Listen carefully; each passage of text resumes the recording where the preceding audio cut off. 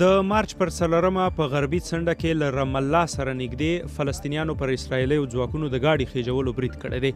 اسرایلي پوځ وایي تر پیښې وروسته یې په ډزو کې 2 فلسطینیان وژلي او 1 یې ژوبل کړی دی.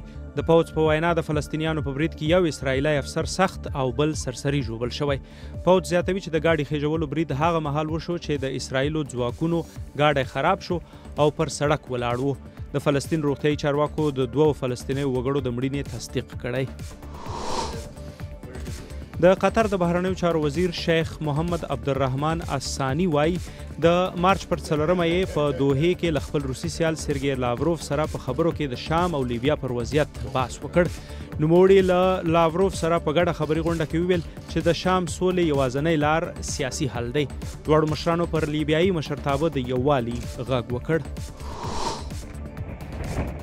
د مارچ پر 3 یو سمندري توپان د برتانیې تر ساحله ورسید. د برتانیې د موسمیاتو دفتر خبرداری ورکړی دی چې د اتوار او دوشنبې پر ورځو د توپان او واوره تاوان اړولی شي. چارواکو دا هم ویلي دي چې د فریا په نوم دا توپان ښایي د ګاډو، اورګاډو او هوایي سفري سرویس هم اغیزمن کړي.